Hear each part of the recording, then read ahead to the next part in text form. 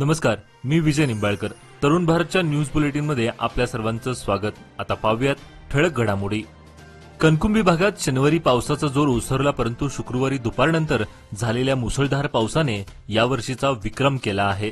शनिवारी सकाळी झालेल्या पावसामुळे 24 तासात 207 मिलीमीटर पाऊस कणकुंबी पर्जन्यमापक केंद्रात झाला आहे.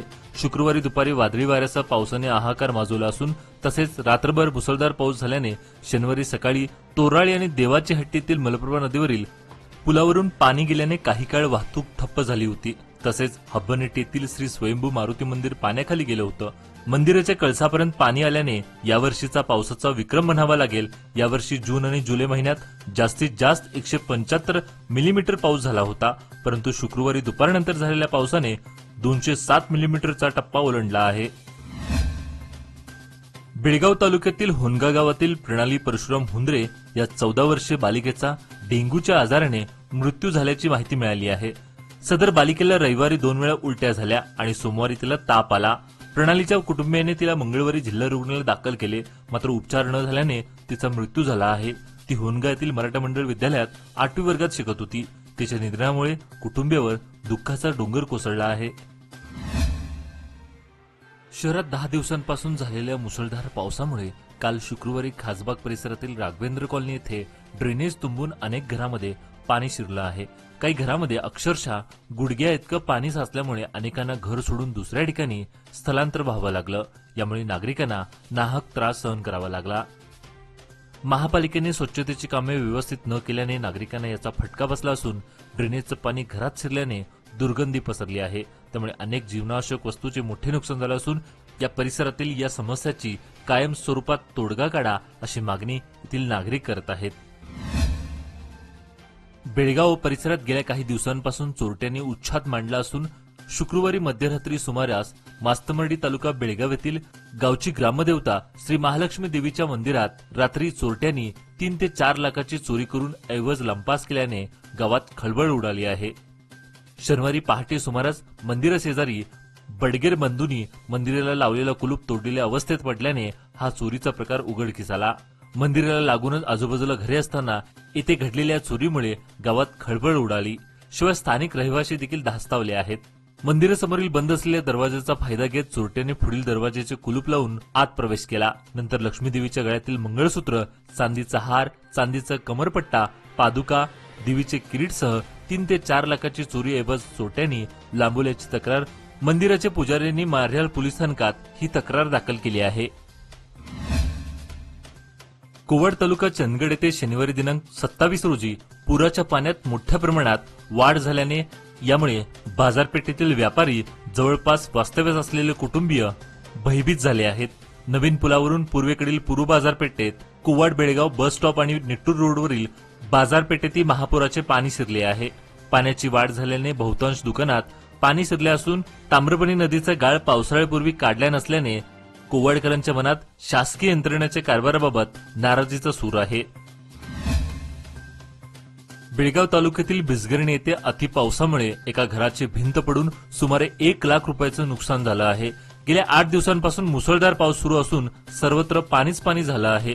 बिजगर्णी गाव परिसरातील नाले तुडुंब भरून वाहू लागले आहेत. अनेक ठिकाणी झाडांची पडझड झाली असून गावाचा वीज पुरवठा वारंवार खंडित होत आहे. शुक्रवारी रात्री शिवाजी चौक जानेवाडी रोड येथील विष्णू ज्योतिबा मोरे यांच्या घराची भिंत कोसळून त्यांचं मोठं नुकसान झालं आहे. याचा पंचनामा करावा अशी मागणी केली जात आहे. गेल्या आठवड्यापासून सुरू असलेल्या पावसामुळे दड्डी येथील दड्डी कोवड बायपास रोडवर गटाराचं पाणी साचल्याने घरात पाणी शिरलं आहे. अनेक घरात घाणीचं पाणी जाऊन दुर्गंधी पसरली आहे. पाणी खूप वेळा साचून राहिल्याने काही मातीच्या भिंती कोसळल्या असून अनेक घराच्या भिंती कोसळण्याची शक्यता निर्माण झाली आहे. तरी देखील संबंधित तलाठी अधिकारी व इतर प्रशासकीय अधिकाऱ्यांनी पाहणी केली नाही. संततधार पावसामुळे या परिसरात जनजीवन विस्कळीत झालं असून अधिकाऱ्यांनी तातडीने पंचनामा करून नुकसान भरपाई द्यावी अशी मागणी केली जात आहे. राजपूत गारमेंट आमच्याकडे लोकरीचे sweaters, shrug, crop top, pullovers आणि हाफ जॅकेट्स नानाविध प्रकारात आणि साईज मध्ये परवडणाऱ्या किमतीमध्ये उपलब्ध. एक वेळ अवश्य भेट द्या. संपर्क राजपूत गारमेंट्स, घर नंबर 81, राजपूत बिल्डिंग, दुर्गा मंदिर road, Hindwadi, Belgaum. Mobile number 8792683308. Belgaum's biggest brand expo is back at Mayur Belgaum Presidency Hotel and Spa for kids wear, men's wear and women's wear. You will get everything under one roof. Also the latest summer collection with the most affordable price. Price starts just from 100. So the sale is just for 3 days from 26 July to 28 July. So come and grab your favorite brand at the lowest price ever at Mayur Belgaum Presidency Hotel and Spa. मुदगे गावची ग्रामदेवता व जागरूक देवस्थान म्हणून प्रसिद्ध असलेल्या श्री भावकेश्वरी देवीच्या यात्रेला उत्साहात प्रारंभ झाला असून या दरम्यान दिवसभरात बेळगाव परिसर व परगावच्या हजारो भाविकांनी श्री देवीच्या दर्शनाचा लाभ घेतला.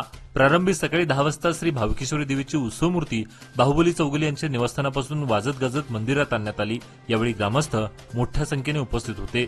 त्यानंतर दिवसभर ओटी भरणे, नवस फेडणे व देवीच्या दर्शनासाठी हजारो भाविकांनी मंदिर परिसरात गर्दी केली होती.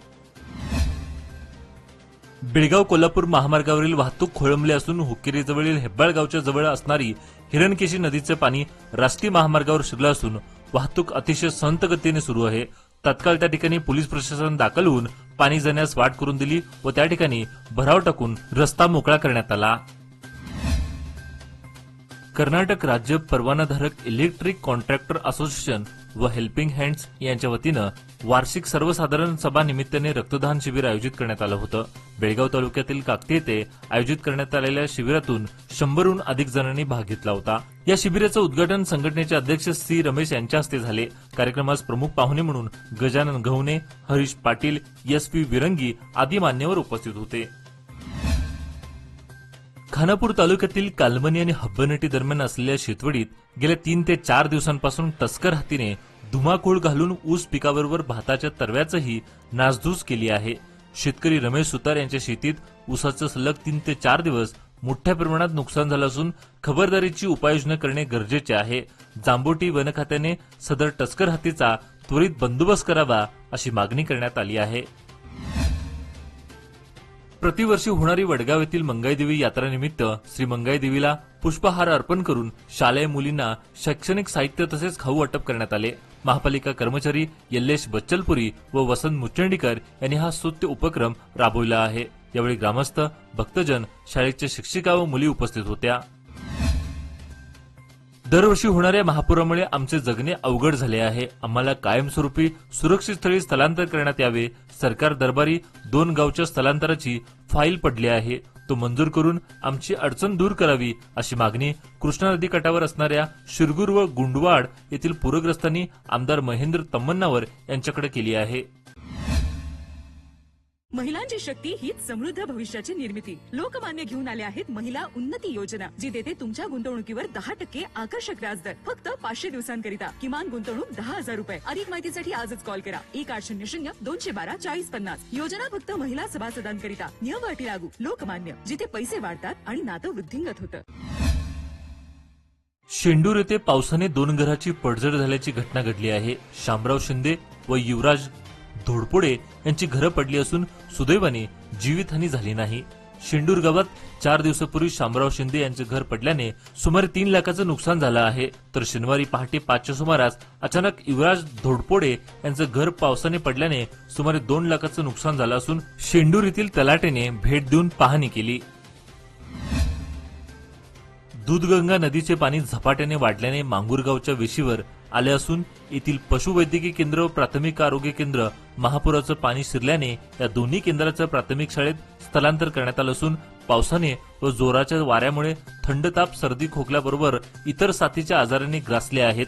त्याचबरोबर जनावरांच्या आरोग्यासाठी पशुवैद्यकीय केंद्र हे एकमेव आहे. मात्र या केंद्रात महापुराचं पाणी शिरल्याने रुग्णांवर उपचार करायचे कसे असा प्रश्न उभा राहिला आहे. मुसळधार पावसामुळे नद्या नाले तुडूंब भरून वाहत असून जनजीवन विस्कळीत झालं असून अनेक ठिकाणी रस्ते पाण्याखाली गेले असून बेळगावहून गोकाककडे जाणारे जवळपास सर्व रस्ते पाण्याखाली जात आहेत. गोकाकमधील लोळसूर पूल आणि गोकाक कोन्नूर मार्गावरील मार्खंडे नदीचा पूल पाण्याखाली गेल्याने वाहतूक ठप्प झाली आहे. गोकाकमधील नदीकाठच्या भागात पाणी साचलं असून नागरिक चिंतेत आहेत. बेळगाव तालुक्यातील काकती येथील एक महिला कामासाठी सकाळीच घराबाहेर पडली, मात्र त्यानंतर ती घरी परतलीच नाही.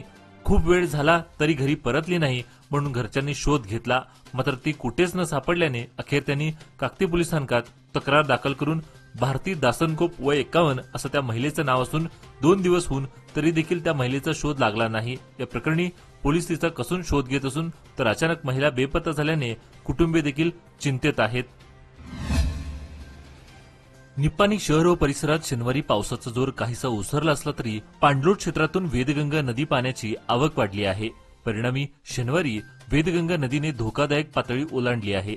नदी सध्या 30,154 क्युसेक इतकी आवक होत असून पुन्हा एकदा महापुराच्या धास्तीने नदीकाठ हादरला आहे. वेदगंगा नदी पाण्याची आवक 18,000 क्युसेस पर्यंत झाली तर इशारा पातळी ओलांडली आहे आणि 30,000 क्युसेस पर्यंत झाली तर वेदगंगेने धोकादायक पातळी ओलांडली असा अर्थ होतो. त्यानुसार शनिवारी वेदगंगेत यमकर्णी पुलानजीक शनिवारी 30,250 क्युसेक इतकी आवक सुरू होती. 2019 मध्ये याच ठिकाणी 38,000 क्युसेस इतकी नोंद झाली होती.